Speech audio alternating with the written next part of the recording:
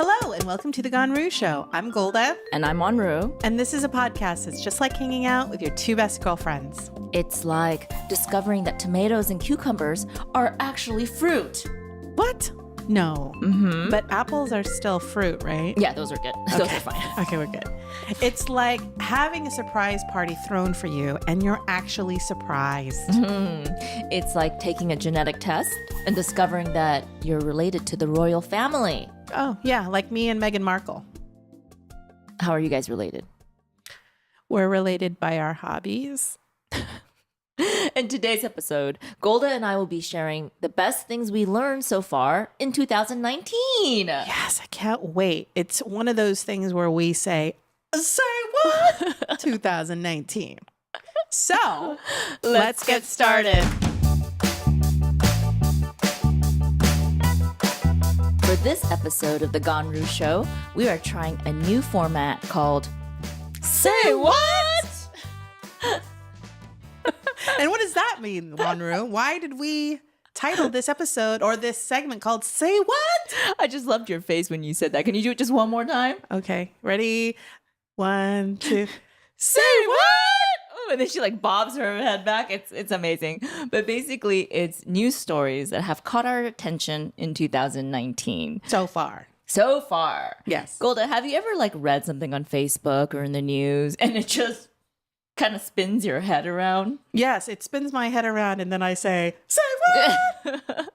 And don't you always wish, God, I wish I could go back and just dig a little more and find out more about that. Yeah, deeper dive. Well, today, Yes. That's what we're going to do. We're going to bring you a slew of interesting little tidbits that we found interesting. Yes. And hopefully you'll find it interesting too. All right. Great. So what's your first little Say What news segment? My first Say What segment was something that actually was brought to my attention by our producer, Gertie Meza.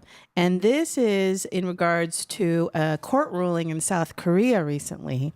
And the court ruling rules that massage licenses are preserved for the blind population only.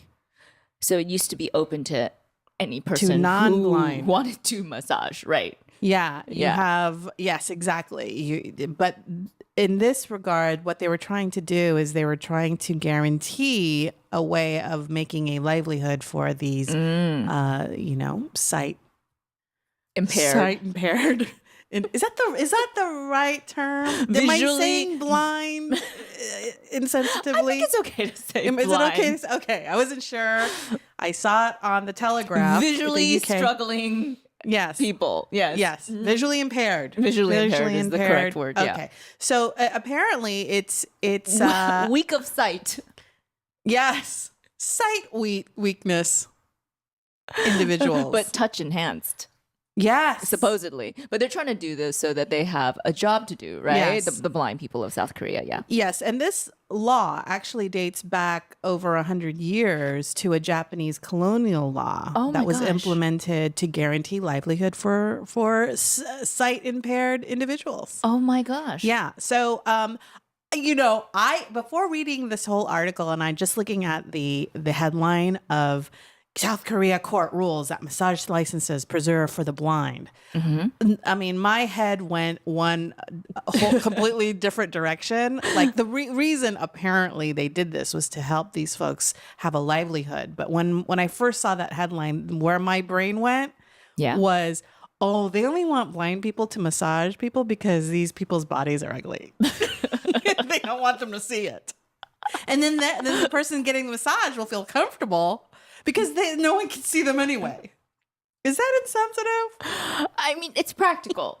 I mean, I think about when I get a massage, you have to have the towel covered up and God forbid it slip.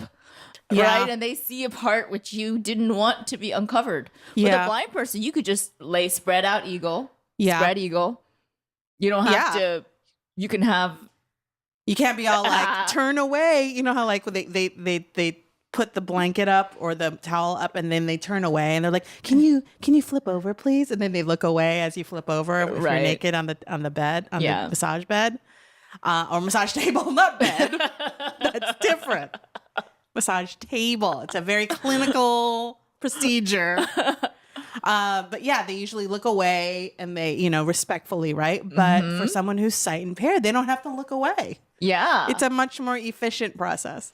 Yes. And I think it's wonderful that they're trying to create a specialized area of work. By the way, Taiwan also has the same thing. Oh, no kidding. Not the licenses, but they do have massage schools for the blind.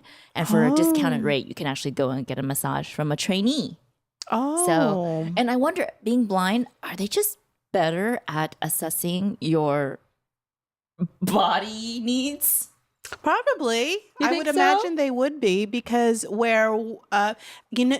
another little factoid that wasn't in my list here, but I read that Albert Einstein couldn't speak for the first 3 years of his life because there's a part of the brain that dominates your speech, and it was shrunk. It was smaller than other parts of his brain. So when they discovered that's how they discovered that why he wasn't able to speak for the first 3 years of his life. And because of that seeming detriment of that part of his brain, the other parts of his brain were bigger that ruled the mathematics and logic side of his brain. So anyway, but yes, going back to the sight impaired individuals, yeah, I think that they are pretty much more in tuned. With their hands and their touch, the sense of touch. Yeah. And their sense of hearing. So if you start groaning with pleasure. Oh. Going down a different path there. Well, how else are they going to get the feedback that you're liking? They can't look at your face and see your smile. So you have to be like, groaning like that feels good. I like that. And their hearing should be really good. So, but you know how sometimes even when you go to the dentist or a masseuse or whoever that's touching your body and they do something to kind of irritate you a little bit or give you pain, how instead of saying something vocally, like your muscles just tense up. Yeah. Or tense up. Yeah. Right. I'm pretty sure that the blind individuals can probably hear the muscles tensing up. That's how good their hearing is. This is how good they are. Yeah. Well, anyway, so that was my first. I thought that was really wonderful that there was a way for blind individuals to make money in South Korea. And it's a court ruling. Wow. And you know what? I'm eager to get one. If I go to South Korea or Taiwan, I'm going to go to a blind school or going to a blind masseuse, and I'll let you know how it goes. Can you imagine the freedom? Because, usually when I go to a masseuse, I'm super self-conscious. So I'll shave beforehand so that they're not shaving. Maybe you should still shave because they're still going to touch you. But at least they don't see it, So I don't have to shave. I don't have to dye my hair. You don't have to lose weight. You don't have to worry if you're packing on a few extra pounds. No, I don't have to worry about all that. I don't have to worry about any ashiness. True. Nothing. You can go 100% balls to the wall. Literally. Yeah, literally. Yeah. Okay. So what about you, Wanru? What's your first? Say what? So when I read this in the news, I was like, say what? This is stupid. Okay. But then after I thought about it, I realized it may be a very good idea. Okay. So this is from a website called Teslarati, which updates you on all Tesla happenings. Okay. Oh my God. Oh my God. That's the first say what? Really? Do I really need a website? Teslarati. Anyway. Oh boy. Well, okay. The Tesla car is like a huge, sure. massive computer, right? Yeah. So they will introduce very soon an upgrade to the Model S, Model X, and Model 3. These, 3 cars that are in their line to something called dog mode. Ooh. What's dog mode? So, hey, Tesla owners, have you ever wanted to leave your car with your dogs in it to run a quick errand? But you thought, oh no, someone's going to smash my window because they're afraid the dogs are going to suffocate. Yeah. Have no fear, because with the new update, there will be something called dog mode where you set the temperature in your car. It will keep it air conditioned or whatever temperature you set. You leave, it's going to lock the door, keep those little puppers in there. And then on the screen, the center panel, which looks like an iPad, will be a message that flashes there for passerbys. That's what I was going to ask you, right? How do people know? Right. It will say, the message on the screen will say, my owner will be back in X number of minutes. Don't worry, the AC is on and set to blank degrees. Wow. Yeah, so that people who go and try to look into your Tesla because there's like two Malteses in there, they can read that sign and not smash it because, all Tesla owners own some bougie type dogs, right? Like Maltese, Maltipoo, Golden Doodle, they got all these Egyptian greyhounds. It's a thing. Is it a thing? Okay. Yeah. Yeah. So then the message will be displayed so you can actually comfortably leave your car, go in and get your green juice, your celery juice, your acai bowl. Yeah, you can see I'm totally just stereotyping these Teslas, but they deserve it. Yeah. They freaking deserve it, dude. I'm going to say it. Those Teslas are one ugly car. No, I think they look nice. Why do you say they look ugly? It looks like a generic Payless shoe. What? Do you notice that these, like, especially the SUVs, they look like tennis shoes. They look like sneakers. The shape of them look like sneakers. And they look like boring sneakers. You know what? Actually, now that you mention it. Don't they look like sneakers? The red ones look like Air Jordans. See? But like the old Air Jordans when they were still piloting it. Not the ones that are collectible. Okay, first of all, I think they look fine. My For issue, how much? How many thousands? How much are these cars? They're like what? At least starter. The poor version is like $50,000. $30,000 is the base. I heard. Okay, that's with just the shell. If you want an engine, it's gonna cost you a little extra. No dog mode for the 30,000 model. You gotta pay like 50,000 to have the dog mode. I wonder if that's standard. Is the dog mode standard for Tesla? You can go on teslarati.com to learn more about it, but it should be standard for Model S, Model X, and Model 3, which is the cheapest one is the Model 3. So. Well, I got to give it to Tesla. I think that's really a very thoughtful thing, and they know their audience. Sure do. Right? They know their audience, do. and I think it's good because where it's important is for the passersby and for of course, the dogs, making sure that they're comfortable. Yeah, our producer Gertie just updated us. So the starting price for the Tesla is $76,000. No, that's all. You know what? My dogs can just stay at home for $76,000. That's all I have to say. Yeah, I will just hand carry my dog for a $25,000 Prius. And lastly, Mr. Musk, if you ever want to contact us, we'd love to talk to you. But I am actually concerned about the long-term feasibility of using electric as a power source. Oh, don't get me started, girl. I want to hear. Dude, just give us a little crumb. Why is that? Why are you concerned? Electricity is a very hard energy source to store. Okay. And we're using all these batteries to store it. Yes. And these batteries consume a lot of minerals and then we're depleting the planet and causing all kinds of issues that way. Actually, gasoline is actually quite efficient at converting energy into power, into motion, whereas electricity is not. People think electricity is more environmental. It's actually hurting the environment because 70 to 80% of the electricity in the United States is produced by burning carbon fuel, gasoline, gas, or coal. So they're using something dirty to make electricity, which is quote unquote clean, and then they store it in a way which is not clean. So ultimately, it's not feasible. Interesting. Right. Don't get me started. This is a whole nother topic for a whole nother day. Wow. But Elon Musk, I got a bone to pick with you. So if you got any free time in your schedule, let's have a little chit chat. Yeah, my bone to pick with you, Elon Musk, isn't as smart as Wanru's. Mine is about the design. Yeah, it looks like an old tennis shoe. Environment. I don't know or understand it. But oh my gosh, you must redo the design. It is so Adultsville. That's all I'm saying. By the way, that is the title of Al Gore's new book. Environment. Schmenvironment. All right, so that's my first. No, I'm joking, of course. So we believe in sustainability and taking care of Mother Earth and doing everything that we can to be knowledgeable and the various ways to do that, and to challenge the things that people say are good for the environment. But are they? Are they? Absolutely. Dog mode, is that really environmental? Leaving your electric engine running for 20 minutes while you get an acai bowl? Girl, right? Yeah, it's very, yes. There is some, there's definitely some things to scratch our head about there. Yeah. Okay.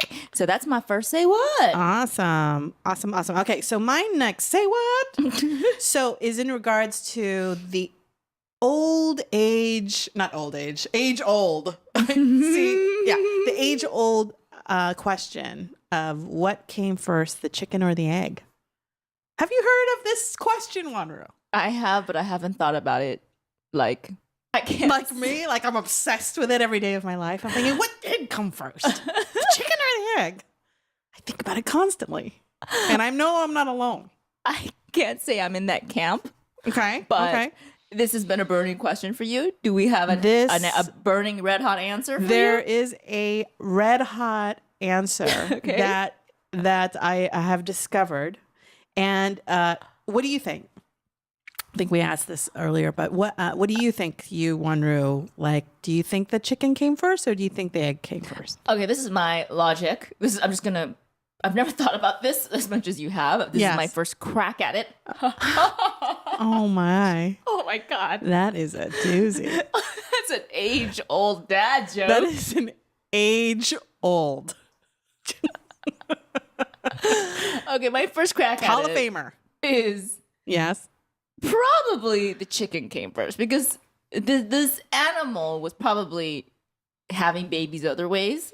Mm-hmm. I don't know how, but let's say just popping out of its butt. Very technical. Chicken butt. Chicken butt, anatomical. That is a delicacy in some countries. Chicken butt on a stick in Taiwan at the night market. That is it. Did you have chicken butt on a stick in the Philippines? No, I can't say we have. That is a delicious delicacy. Anyways, so this prehistoric bird creature probably was just, I don't know how it was having offspring, but it had not formed a shell, a calcified shell yet. So, but it existed. And then at one point, the shell came, and then we had an egg. So I'm like, you gotta have an egg laying thing before the egg. So I'm gonna say the chicken came first. That is a really, really well thought out answer. But it's wrong. But it is incorrect. According to science. I have no citation other than it says science. You went onto a website called Science? No, exactly. It just says science says, and I'm just going to believe it because science says it. And what website is this? This is off of Reddit. Oh, boy. Anyway. It's in the science check this. Subsection of Reddit? Yes, fact check this, boy. But this made sense to me. And basically what it shows is that the egg came first, not the chicken. What's the poster's name? What poster? The poster on Reddit. What is the user's name? Today I learned. Yeah, but what's the guy's name that posted it? I don't know. It's just a picture of an egg. Okay. And so, right there. Yeah. Mansagu. A Mansagu 26. Okay, so according to a Mansagu 26 on Reddit, I'm gonna, this is true. This is true stuff. This is fact checked. The first egg was laid by. You're making fun of Tesla Roddy. You're like, oh God, Tesla, and you're citing us Mansagu? Yeah. Because this is an independent person, independent of this cult of Tesla. All right. What does he say? This one guy. So the science says that the egg came first, not the chicken. Now, the first egg was laid by a bird that was not a chicken. What was it then if it wasn't a chicken? It was some sort of bird animal. And the first amniotic hard-shelled egg laid on land was around 312 million years ago, and chickens are domesticated descendants of red jungle fowl from at most 8,000 years ago. Oh, so come on. That's tomato. That's tomato. It's a tomato. 312 million years ago. 8,000 years ago. That's a big spread. Okay, what they're saying is there was an animal that was laying eggs, which was called the red jungle bird fowl. Isn't that just another name for a chicken? No, they're not disputing that chickens are domesticated descendants of red jungle fowl. Yeah. But that was 8,000 years ago. But the first amniotic hard-shelled egg laid on land they've discovered was 312 years ago. That's my point. The thing that... But the jungle fowl wasn't even around until at the earliest 8,000 years ago. But they found this age-old egg 312 years ago. Huh? Oh, 312 million years ago. Sorry. Okay, but who laid the 312 million year old egg? Science is still looking at that. It wasn't a possum. But it wasn't a koala bear. But it was an amniotic hard-shelled egg. Yeah, but who laid that? Wasn't a lizard. It was a fowl. Maybe not. Probably not, because the red jungle fowl was around 8,000 years ago, which is a younger version of the chicken. Which is the original version of the chicken, I should say. I need to see the fossil record. Like, I need to see some bones. Yeah, I'm sure if you went to your local, what is those, natural history museums? Yeah. I'm sure they'll have this information. Do you notice that they bury this information? Because they want people to think about it. They want people conspiracy. Chicken and egg conspiracy. It's a conspiracy to pit us against each other. You know, Golda and I usually don't argue like this, but we are drawing this line in the sand because of this jungle fowl egg thing. This is really tearing us apart. So what I'm saying here is that chickens are domesticated descendants of the red jungle fowl. Okay. Right? Yes. And the red jungle fowl from its earliest years dates back to originally 8,000 years ago, when the first jungle fowl existed, was 8,000 years ago. Right? Mm-hmm. They're saying that 312 million years ago. Yes. Okay. They discovered the first amniotic hard-shelled egg laid on land. That's my point. What was laying that egg? I don't know. It's a chicken. It's a 312 million year old. You know what? It was probably some chicken dinosaur. No?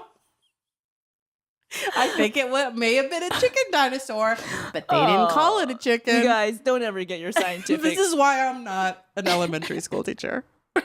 By the way, this is a fact that the living birds did descend from dinosaurs. There used to be some dinosaurs somewhere who had feathers, and then those survived the big old meteor that crashed into Earth. And I believe it. You know what? I need to go to the Natural History Museum myself and do some research. But that was definitely a say what. It is a say what. And here's the thing about these say whats, folks, good people out there, is that I think it's, if anything, it's lighting a fire under you to think of ways of fact checking.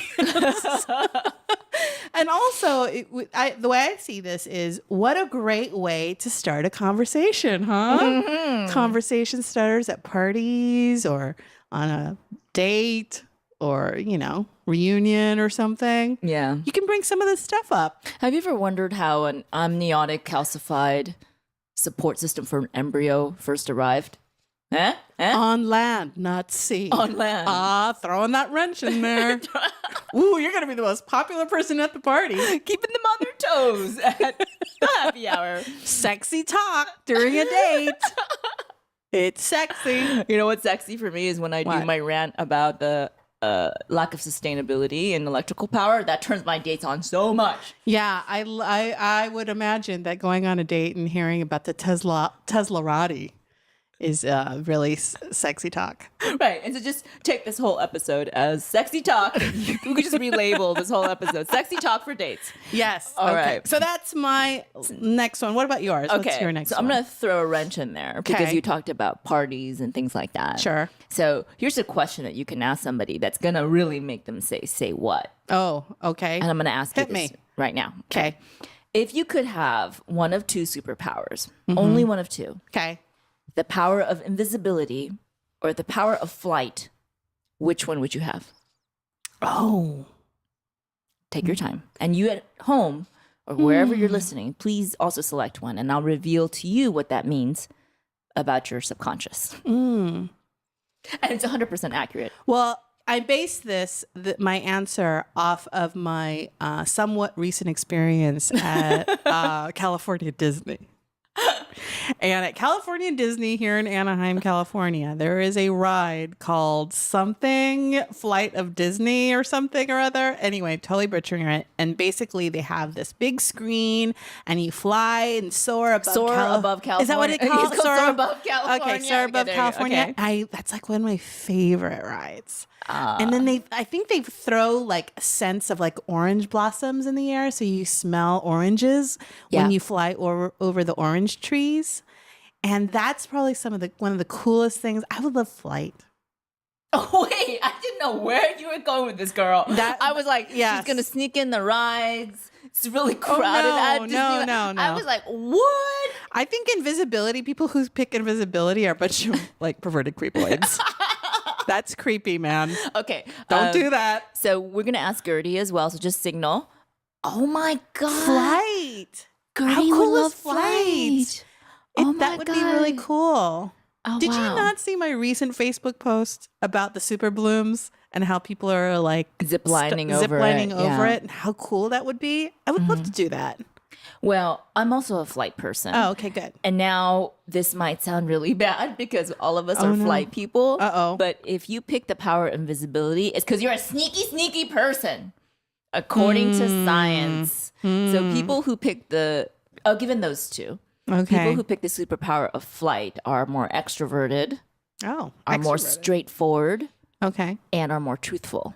Oh, interesting. People, according to science, this is again, I have no science citation. It's just psychology.com or whatever. Okay. And those that pick the ability to be invisible have more duplicitous natures. So if we were possibly more introverted and more sneaky, they're sneakier. I can see that. I can see that. Well, and then the way that I would look at this too is look at our comics, our heroes in comic strips, right? You've got Superman who can fly. Yeah. And then you have Wonder Woman who's in an invisible plane. What are they trying to say? No, but Wonder Woman. But she's in an invisible plane. And then she's got a truth lasso? What? What? No, what does that mean about anything? Okay, how about this? I'll give you a better example. Superman is noble, and when he does something, everyone sees him and applauds him. Okay. Do you remember the Invisible Man comic book? Oh, yeah, where he can only wear like a bandage around his head, and that's where you would know where he was. He's like a sneaky, weird-looking mummy that is like repels people. Everyone's grossed out by him. Yeah. Like he was at a science experiment gone wrong, Invisible Man, right? Yeah, he wasn't excited. They had like that reboot of the Invisible Man with Kevin Bacon. Yeah. And then he ended up being some weird, creepy guy. Because he was totally a normal scientist, but then when he became invisible, he's like, man, I'm going to start doing sneaky things. Oh, interesting. So how can we use this information for good and not evil? So in your next office party, just casually ask it, like a birthday cake time or something like that. And then later, you must form a band with the Flyers. Interesting. To protect yourself against the invisibles. Interesting. Yeah, well, watch out for those sneaky invisibles. There's got to be a positive side of picking the invisibility skill. Yeah. What's the positive? Duplicity and manipulation. That there's no like positivity to that. Like, I'm just kidding. No, they're smart or something. I don't know. They're smart at being sneaky. No, okay. I'm messing around. This is just totally one of those subjective things that you can just throw out there, and it's really controversial because you'll see people get really into it. Like, that's so lame. Why do you want to fly? What are you gonna do with that? And then invisible people will be like, that's stupid. You're so sneaky. So it's a really fun thing to get people to start conversing. Yeah, and also the detail with which that they are asking follow-up questions. So as an example, if your superhero talent was to fly, what can you go into space? But then what about oxygen? I know, I hate those people. I hate those people. then that will rule them out just by asking dumb questions like that. What am I gonna wear when I'm flying? It's cold, and what if it's hot? Do I need to wear sunblock? It's like you're flying. Right. Just figure it out. Or on the flip side, the invisibility people that are like, does that mean that I can't wear like a jacket because is my jacket also invisible, or is it just my body? Oh, God, shut up. I have heard. Just pick one. I hate those people. This isn't. Don't be that person at the party. This isn't like picking a college for your daughter to attend, okay? This is just a party conversation starter. We don't need to get into the nooks and crannies. You don't need to sign a liability waiver release. Yes. You're not going to be endowed with this fucking superpower. Yeah, just pick one. Okay? So what you're saying is, regardless, if your best friend or husband or wife or boss or coworker does pick invisibility, that doesn't mean that you will treat them, like a freak show. This is not backed by science. It's just fun. It's just fun. Just fun, okay? Just for fun. All right, awesome. So that's my next say what. Say what? Anyway, so what other say whats do you? I know you have one more, right? I have one more. Let's hear it. Are you ready for it? No, go ahead. Okay. So I would like to do a last in memoriam tribute to one of my favorite animals and a story that I read, and I was like, say what? Mm-hmm. And it is about the mountain lions that live here in Los Angeles in the Santa Monica Mountains. Oh, okay. Yeah. So we have a population of mountain lions who go all around LA, Southern California, and they live in Santa Monica Mountains. They live at Griffith Park. They live in these areas where there's relatively little development for LA. Mm-hmm. But the problem about LA is we have so many freeways. Yes. So what happens is if there's a group of mountain lions in Griffith Park, they're only mating with each other because they can't get across that 5 freeway. And then if there's another group in the Santa Monica Mountains, they kind of inbreed there. Yeah. So their geographic area is getting narrower, and it's not good for the population because they get inbreed, and then it causes genetic deformities, all this blah, blah, blah. Okay? So you want the cross-pollination. You want it. Yeah, you want the mountain lions to be able to roam freely. And there's conservationists here, so they track the movement of the mountain lions. They inspect them regularly by shooting them with tranquilizing darts, and they put a radio collar on them. Okay. And they make sure they are healthy, and if they have some sort of disease, they even give them shots and stuff. Okay. It's actually a very wonderful conservation effort. Okay. So there was one mountain lion called P64. They all have numbers, but P64 was the Romeo of mountain lions. Okay. There was no highway that could stop him from getting around and meeting all his amorous. Well, where did he originate? Was he part of the Griffith Park mountain lions? Good question. Yeah. Or other elsewhere? His home range was the Simi Hills in the northern Santa Monica Mountains. But he would get to the southern Santa Susana Mountains. He would get all around everywhere. Wow. Because he's a Don Juan. He's a Romeo. So what I imagine is that P64 would be like Frogger and sort of dodge in between cars just to get to the other side. Is that right? Do you see a theme with a chicken? How did the chicken get to the other side, and the mountain lion? How did the mountain lion get to the other side? Exactly. Was his hormones. He was a horny little mountain lion. He sure was. And that superseded the danger of crossing the freeways. Hell yeah. Okay. He could see them across the 101. Wow. And he's like, oh man, there's some right mountain lionesses for the picking. Wow. And he, in a year, had crossed the 101 and the 118 freeways more than 40 times. What? Could you imagine?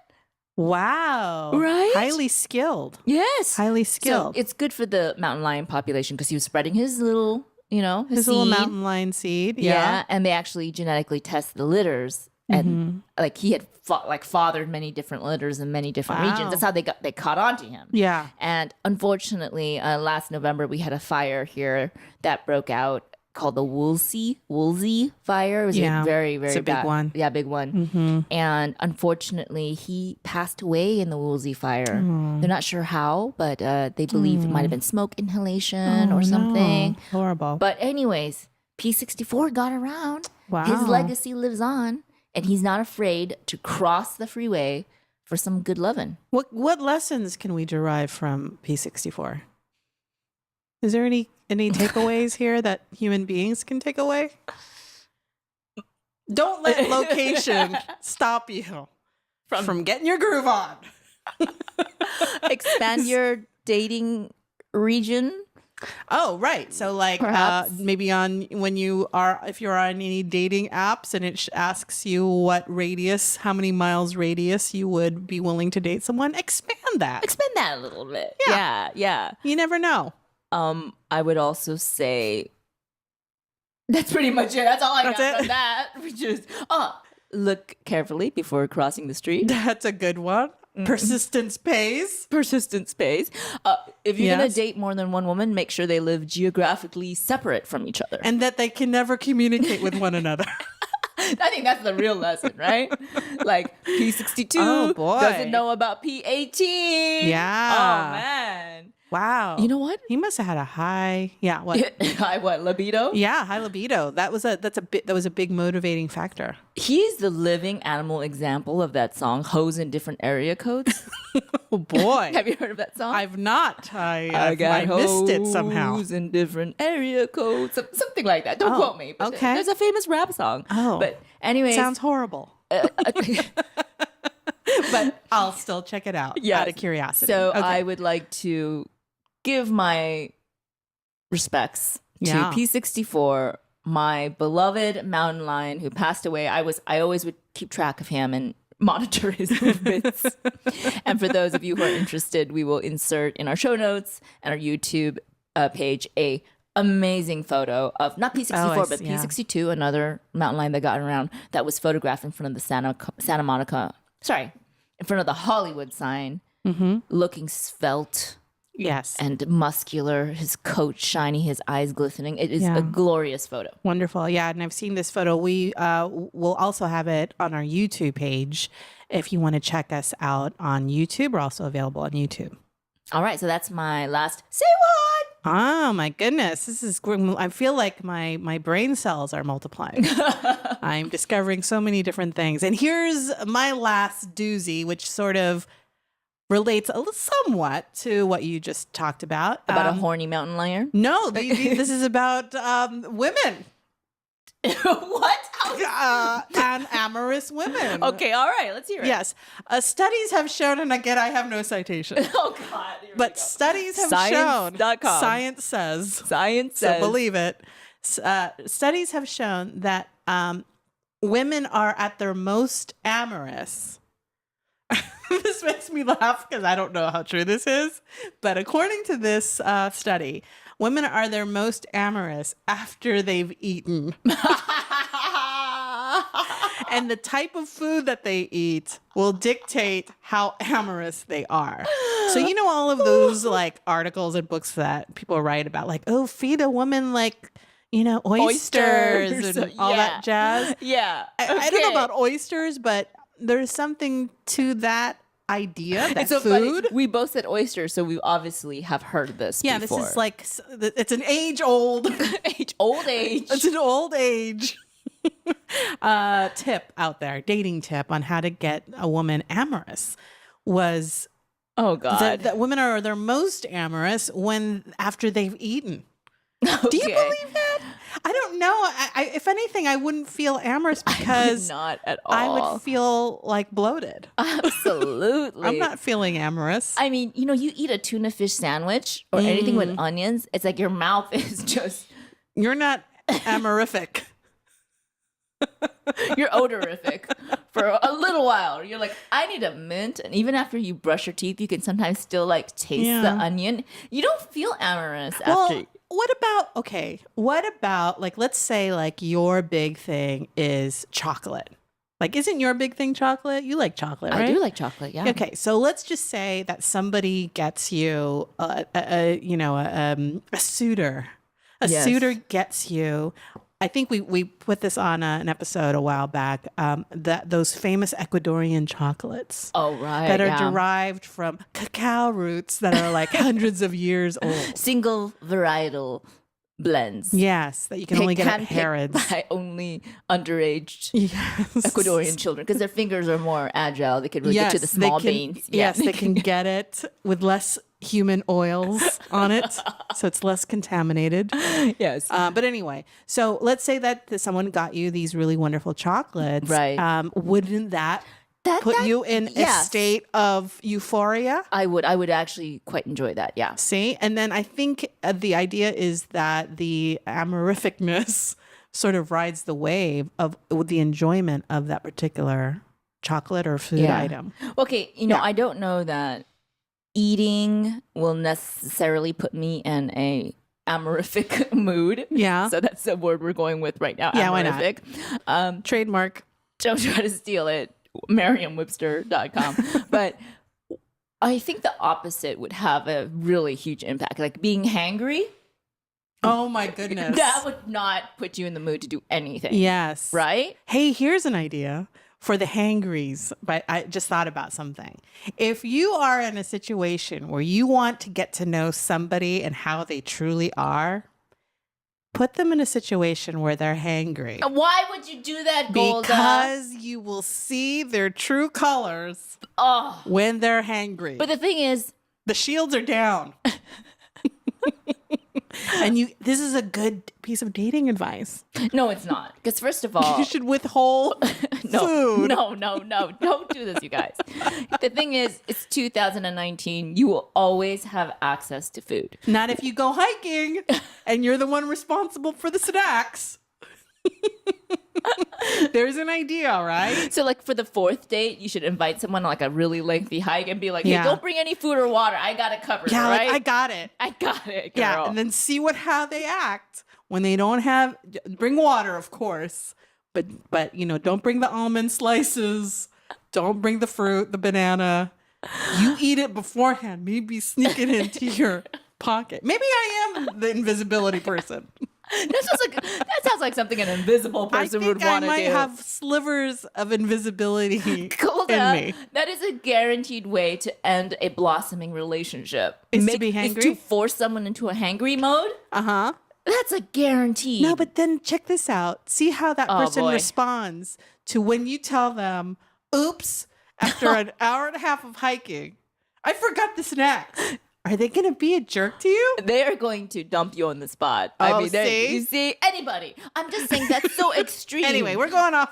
We're going off the rails. There are so few people that can withstand that level of stress, right? I mean, you're not putting them in like a level 6 out of 10 stress. You're putting them like a 9.5 out of 10 stress. That's true. Do you really want to see how they are? Yes. When your relationship is just forming? Yes, girl. I would say, let's get it out of the way early. I would just say you should do like a more gentle test. Like let's say, like okay. What you do is you take them to a restaurant that always has a wait. Right. Okay. That's actually a better test. Or here's another test. You get to the part of the dessert, ordering the dessert, and you have your he has his dessert or she has her dessert, and then you say, "Oh, I don't want any dessert," right? Okay. And then when the dessert comes for the person that you're with, and they're loving what they're eating, they're like, "Oh my gosh, this is so good." Eat off their plate and eat the most amount, more than them, and see how they respond. You're not gonna get another date. That's gonna be the response. If the response is if they pull the plate closer to themselves, then they're selfish. That's what Could you imagine going on a second date with a person and then they eat your dessert, and you go on a third date and you go on this death hike, and then it's like why are you motivated to see this person again? Yes. And then on top of that, you're a flyer and they're invisible, and you know it's not going to work from the day one. So why bother? Why bother? Yeah, that's true. Anyway, so apparently, according to science says that women tend to be more amorous after they eat.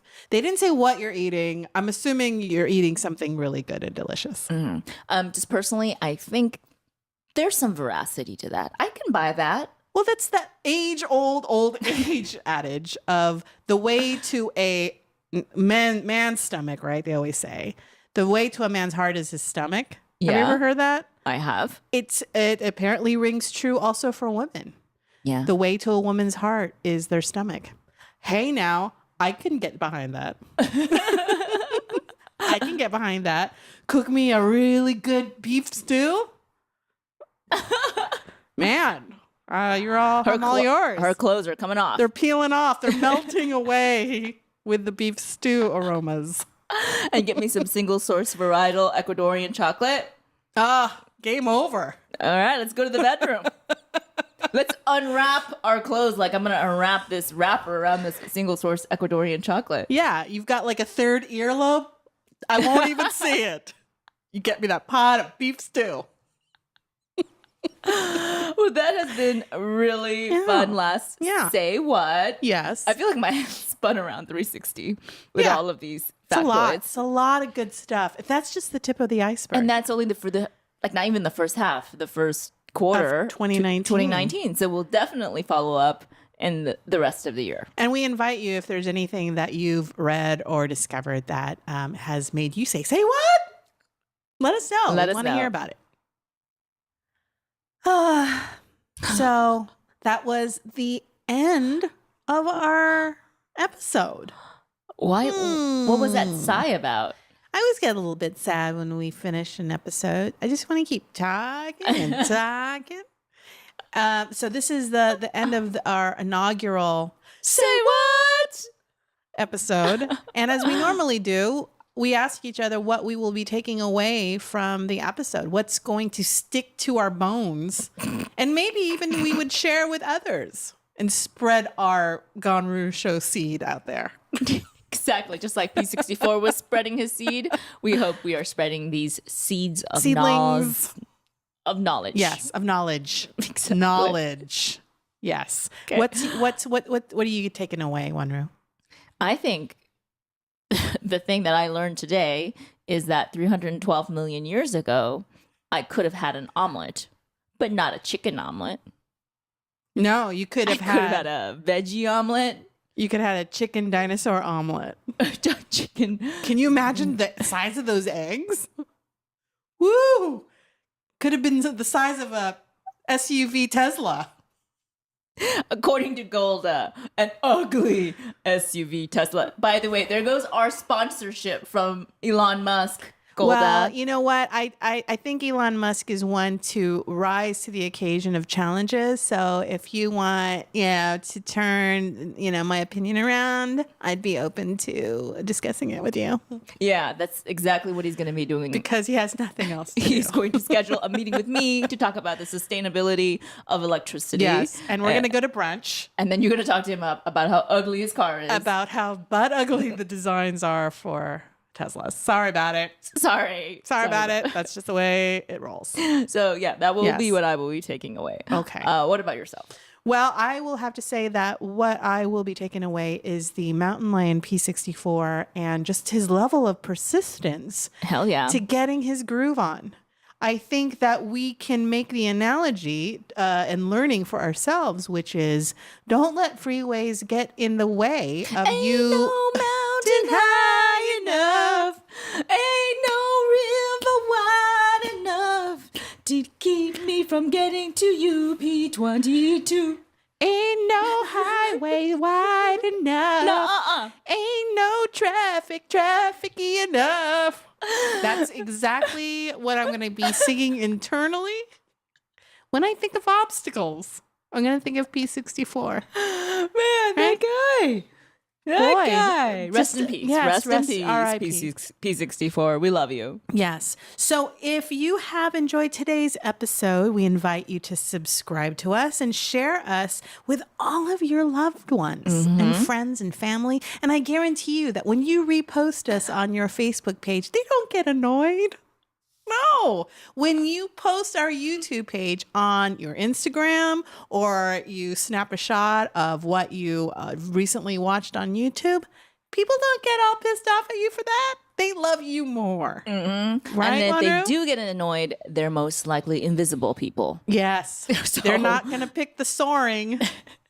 So you got to watch out for those people anyways. Yeah. So whether you're a super flying superhero or a creepy crawly hiding superhero, just do know that you can listen to us on every podcast provider out there, including Apple and Google Podcasts, Spotify, Overcast, Stitcher, and you can ask Siri or Alexa to play us on your phone pods and phones. Yeah, and I also like using Alexa and Siri because I actually have both in different rooms of the house.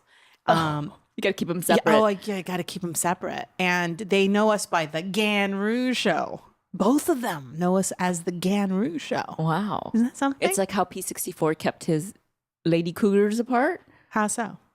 You know, he kept them in different area codes. Yes. Yeah, you keep got them in different area your codes. pods in different rooms. Yes. I see. Okay. Yeah, they never the twain shall meet. Bad idea. I think they would combust and maybe form another version of an AI that will take over the world. So that's a PSA for you folks. Don't combine the two. All right. So until next time, I'm Golda. And I'm Wanru. This has been the Ganru Show. We'll see you next time. Bye. Bye.